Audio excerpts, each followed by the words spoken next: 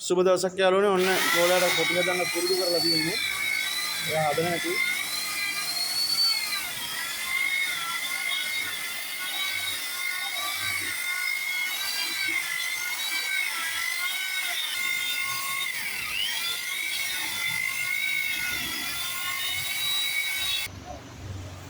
ඔන්න යාළුවනේ මේ ගෝලයාට වැඩේ පුරුදු කරේ එහෙමයි. ඊයේ දවසේ යා මෙන්න මේ ටික කොහොම ඔය සම්පූර්ණ ටික යා ඊයේ දවසට ඇද්දේ. ඔය කණු ටික අද උදේ ඇද්දා යා.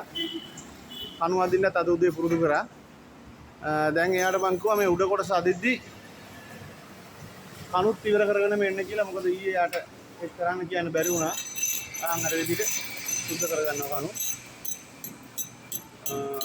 ඔය සුද්ධ කරන්න ඒකල ඉවරලා කුටි කදිනකෝ එයා මෝට් මේ කුටි හදන හැටි.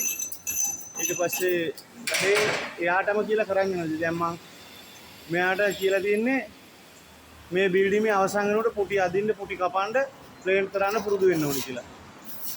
ඒකට මේ ඇත්තටම එයාට ගෝලපඩියට තමයි වැඩ පුරුදු කරන්නේ. ඒතර මේ සයිඩ් එකෙන් පස්සුව එයාට ඊළඟ සයිඩ් වල ඉඳලා පුටි අදිනකොටත් බාස් පඩිය හම්බ වෙනවා. සාමාන්‍ය පුටි අදින බාස් කෙනෙක්ගේ පඩිය මම දන්නේ නැහැ තාම. හොයලා බලලා ඒ පඩිය දෙනවා එයාට. ඒ කියන්නේ ඒක නැත්තම් හොඳ නෑනේ. ඒත් එයාට ඒ පුටි අදින්න ඕනි කරන බඩු ටිකත් අරන් දෙනවා. හැන්දි ටික ඔක්කොම අරන් දෙනවා. එහෙම තමයි වැඩ ඉගෙන ගන්න කෙනාට අපි හැමෝම උදව් කරන්න ඕනි. එහෙනම් බොහොම ස්තුතියි.